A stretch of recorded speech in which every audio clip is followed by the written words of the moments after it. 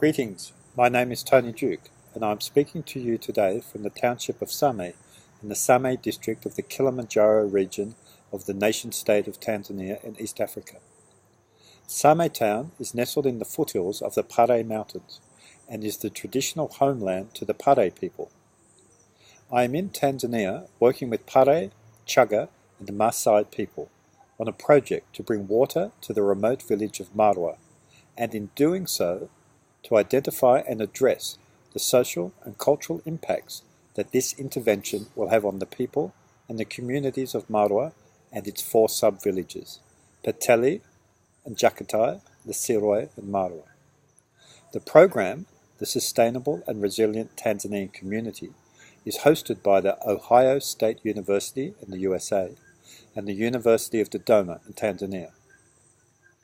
My work over 30 years with indigenous and tribal peoples has enabled me to engage with a diversity of cultural production processes for the creation of object and artifact, performance, text, celebration, ceremony and exchange. This work has been undertaken in what is most often termed the development sector, referenced as community development, community cultural development and international development. My DCI Project 1 has a working title, Culture Business and the Business of Culture, and it will output a long-form narrative essay that maps culture, development and entrepreneurship, an exegetic statement detailing my journey as a researcher and focusing the relevance and continuum of Project 1 as the foundation for Project 2, and a 45-minute video-style lecture that enables me to share this research story using spoken word, sound, movement, written text, image, and iconographic representation. As I embark on this journey, I propound that culture is the foundation to all human-centered development, and that for development initiatives to be effective in delivering economic self-determination for indigenous and tribal peoples, it must be framed in the context of entrepreneurship. At the heart, I am asking, is there a model for cultural entrepreneurship that keeps culture strong? I seek through my research and research outputs to posit that culture is development, and that the separation and isolation of these two foundational concepts is the legacy of colonialism and the taunt of modern-day neoliberalism and neocolonialism, perpetuated and imposed by the global capitalist hegemony. From the outset, please note that when I use the word development, I use it reference to sense articulation as a process of expanding real freedoms that people enjoy. To undertake this research with indigenous and tribal peoples, it is critical that I recognize the power dynamic that my role and my presence will have within the context of the research that is being undertaken. Martin asserts that research is as much an instrument of colonialism in the dispossession of Aboriginal peoples from country and knowledge, as are legal, educational, social, welfare, political, religious, and economic institutions. My research is informed by my 30 years' experience working with and for indigenous and tribal peoples and communities, a lifetime of experience where I have learnt to work from a different worldview, through a process akin to Buchanan's, where, by surfacing my own deeply held assumptions and re-examining them, I have been able to assume a position of respect and engagement. Buchanan also talks about decolonization and her realization that it is not a process for indigenous peoples, but rather a process for all people. Hall takes this aspect and positions it here with us today at QUT, in the Academy, in our very house, by stating that, just as colonial political practices carved up the globe in the 18th and 19th centuries, knowledge, the intellectual energy by which humans operate, became colonized as well. The process of dispossession of other knowledge is a process that Bonaventura de Sousa Santos, a Portuguese sociologist, has called epistemicide, or the killing of knowledge systems. For it was through the establishment of universities and the academy that knowledge was removed from the land and from the relationship of those sharing the land. The enclosing of the academy dispossessed the vast majority of knowledge keepers, forever relegating their knowledge to witchcraft, tradition, superstition, folkways, or at best some form of common sense. The primary methodology that I'm using is narrative inquiry, referenced through reflective practice, with a priority commitment to decolonising thought and action. Clandinin and Huber highlight the need for the researcher to self-locate into what they term common places. These common places, temporality, sociality, and place, are dimensions which need to be simultaneously explored in undertaking a narrative inquiry.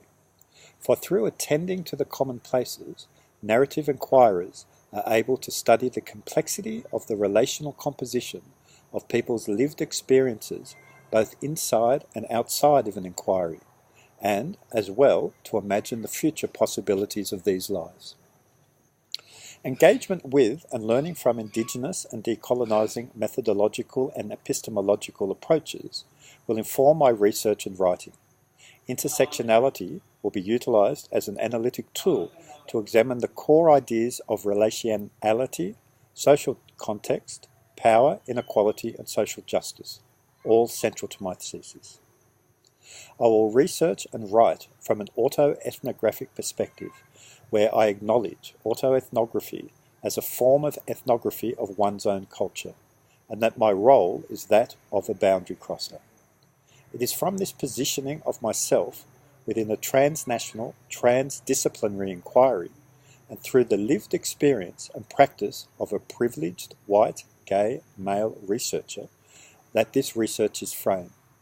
And in doing so, I seek to make work that advocates for trouble, that takes a stand in and on the otherwise, and disrupts taken for granted normalising stories, and posits more open, more free, and more just ways of being in the world. In undertaking this research, this journey, I have to mark my starting point, a position of self-location, of defining who I am. Gender, race, ethnicity, class, privilege, and from acknowledging where I stand, temporal, spatial, geopolitical, ideological. This initiating phase has demanded a process of deep reflection and personal and professional evaluation, a process that Kovac describes as being preparatory to the task. Self-locating is a powerful tool for increasing awareness of power differentials in society and for taking action to further social justice. As I have progressed within the Academy, within the DCI program, and with my work and travels internationally, this process of self-locating has been an invaluable and at times challenging experience.